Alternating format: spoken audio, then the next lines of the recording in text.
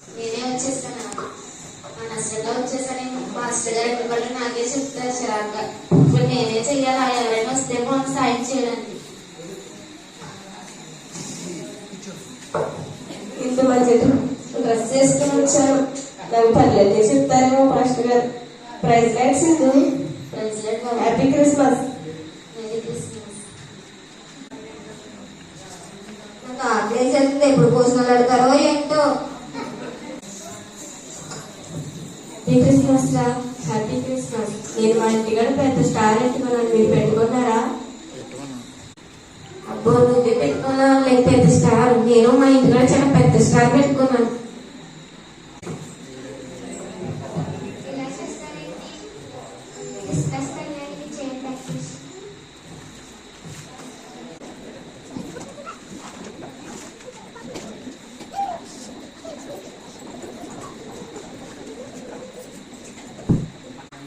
ఏమైంది, అందరూ వచ్చి కూర్చోండి.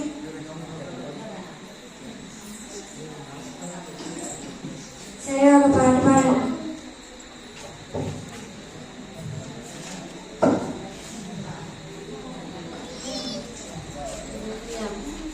క్రిస్మస్ క్రిస్మస్ హల్లెలూయా, యేసు ప్రభు పుట్టెను.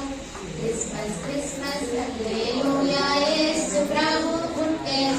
మన పాప చీకటి పోయేటట్టు వెలుగుగానే వచ్చే. మన పాప చీకటి పోయేటట్టు వెలుగుగానే వచ్చే.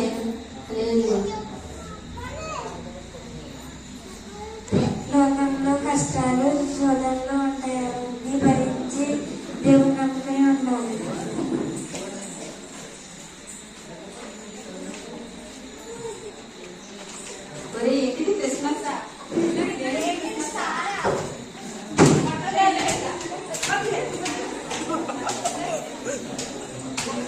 కొంతమంది రౌడీలు వచ్చి క్రిస్మస్ లాగా చేశారండి. ఆ సిచ్యువేషన్ 11 రౌడీలు వచ్చి క్రిస్మస్ లాగా చేశారు. చర్చికి వెళ్తాను, నేను వెళ్తాను. చర్చికి వెళ్ళాలంటే మీకు రిజర్వేషన్స్ అనే ఏర్పాటు ప్రభుత్వ పథకాలు కూడా ఆగిపోతుంది. అవునా? అలా అయితే నేను చర్చికి వెళ్ళి దెబ్బలు తింటున్నాను. ఇలా ప్రభుత్వ పథకాలన్నీ ఆగిపోతే నాకు ఎలాగా? నేను చెప్పాల్సింది అమ్మో, ఇక నుంచి నేనైతే చర్చికి అయితే వెళ్ళను. చెప్పండి. చర్చికి వెళ్తున్నాం.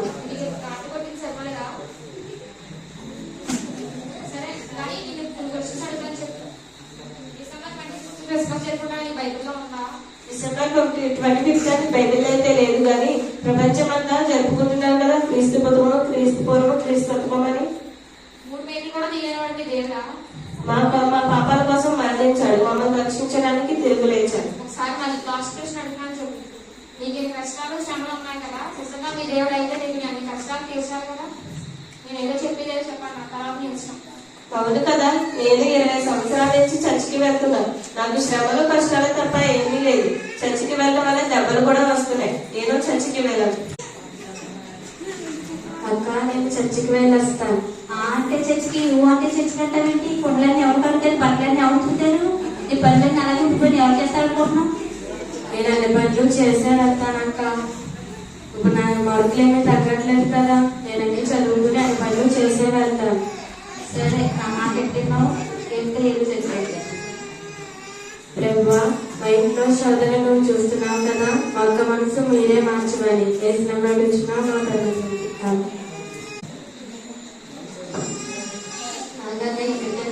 చర్చికి వెళ్తాను. డాడీ జరిగింది సరిపోలేదా? ఇంకా చర్చండి. ఎన్ని దెబ్బలు కొట్టినా నేనైతే చర్చి మాను. అదేంటి, నేను మానేస్తాను, బాగానే మానేస్తుంది, కాలేజీ కూడా మానేస్తుంది, కూడా మానే, వాళ్ళందరూ మానేస్తే నేను ఎందుకు మానాలి? నేనైతే దేవుడు నమ్ముకుంటాను. ఇప్పుడే క్రైస్తవులు తిరగంటే భవిష్యత్తులో ఇంకా శ్రమలు పెడతారంట. కానీ నా మాట ఎన్ని శ్రమలు వచ్చినా నేనైతే దేవుళ్ళనే నిలబడతాను. సరే, నేను సూచన చేస్తాను. అయినా దేవుడు ముందే చెప్పాడు, ఎన్నో కష్టాలు శ్రమలు వస్తాయి. నేనైతే చర్చికి వెళ్ళడం మాను. అన్న, యేసయ్య గొప్పవాడు.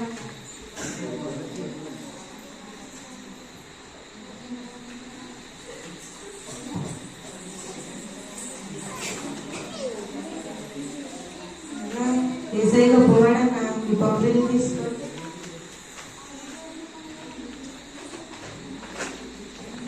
ఏంటి? ఏసై ఏసై గొప్పవాడా? నా అలా అంటారేంటన్నా? ఏసై మనకు ప్రాణాలు పెట్టాడు కదన్నా. అసలు నేను మా పేటలోకి ఎవడమన్నాడు? అన్నా అలా అంటారన్నా.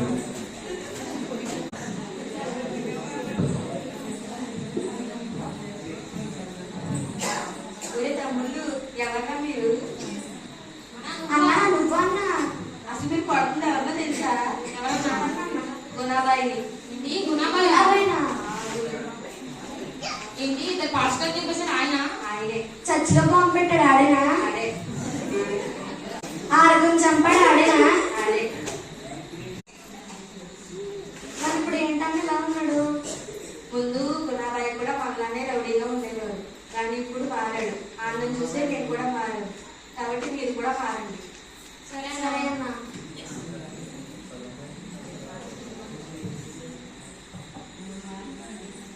మనం ఏసైలా జీవించినప్పుడు ఎన్నో కష్టాలు శ్రమలు వస్తాయి. వాటిలన్నింటినీ ఎదిరించి నిలబడితేనే గొప్ప రక్షణ వస్తుంది. ఏసై ఇలాంటి కష్టాలు శ్రమలు వస్తాయని ముందే చెప్పాడు. అవన్నీ మొదటి వారే చివరి వారే చివరి వారే మొదటి వారే. దేవుని కొరకు స్థిరంగా ఉండేవారే పల్లవి జరుగుతారు.